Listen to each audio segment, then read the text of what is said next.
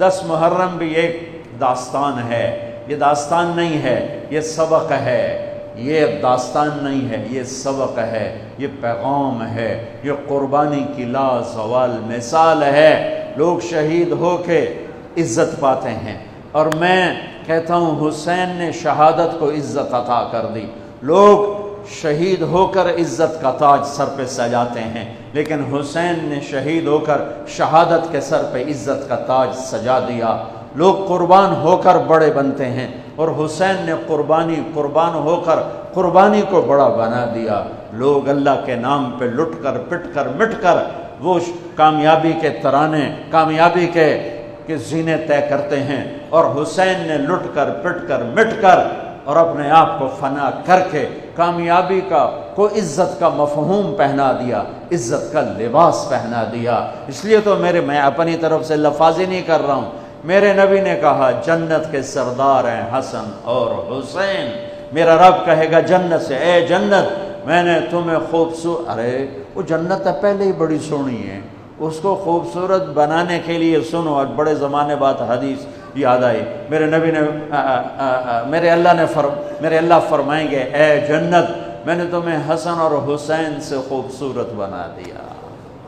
شہادت کو حسین نے خوبصورت بنایا، قربانی کو آل رسول نے خوبصورت بنایا، کامیابی کو آل رسول نے مفہوم پہنایا، اللہ کے نام پر مر مٹنے کے لازوال معنی سمجھائے، اللہ کو پا لینے کے لیے کہاں تک جایا جا سکتا ہے کر کے دکھایا، اللہ کو پا کر سب کچھ کھو کر کیا کیا جا سکتا ہے، کربلا وہ پیغام ہے۔ یہ صرف 10 دن کے لیے رونے دھونے کا پیغام، بے شک حسین کے لیے رونا بھی سنت۔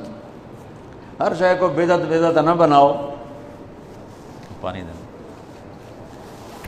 ام سلمہ سے آپ نے فرمایا ام سلمہ آج ایک فرشتہ ملنے آ رہا ہے، بہت خاص، کسی کو اندر نہیں آنے دینا۔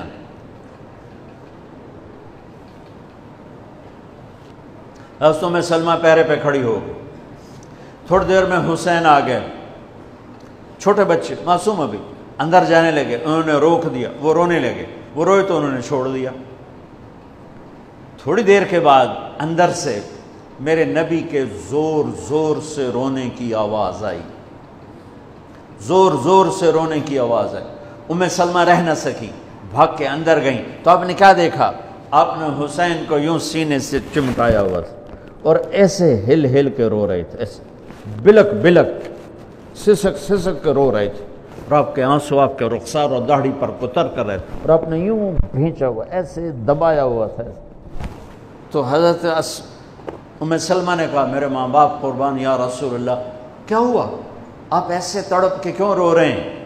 تو آپ نے روتی آواز میں کہا، بہتے آنسوؤں کے ساتھ، کپاتے بدن کے ساتھ، کہ ام سلمہ یہ فرشتہ جو مجھے ملنے آیا تھا یہ میرے بچے کو دیکھ کر کہہ رہا ہے کہ آپ کی امت اس بچے کو قتل کر دے گی، اور جہاں اس کا خون گرے گا وہ مٹی مجھے دکھائی ہے اس نے، کہ میں اس لیے اس پہ رو رہا ہوں۔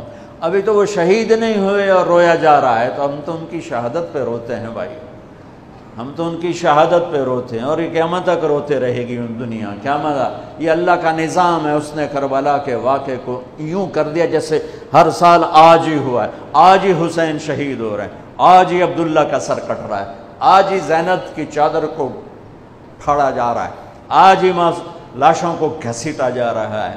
وہ میں حیران ہوتا ہوں، ٹیپو سلطان سرنگا پٹم میں شہید ہوئے، دشمن کون؟ انگریز، کون؟ کافر۔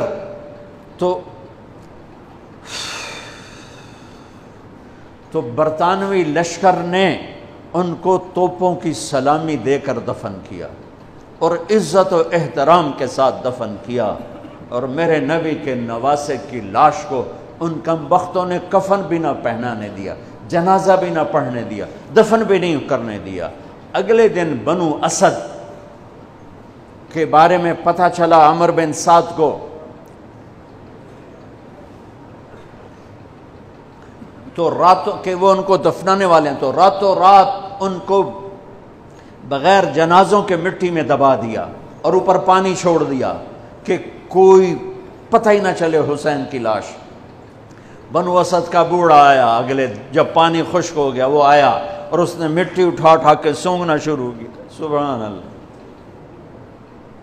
سونگ رہا ہے، سونگ رہا ہے، سونگ رہا ہے۔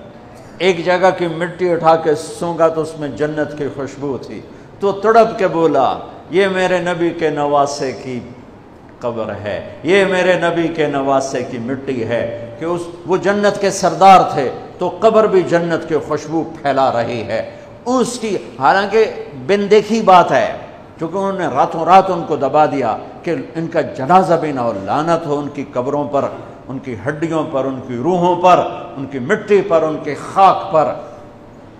سمجھ میں نہیں آتا۔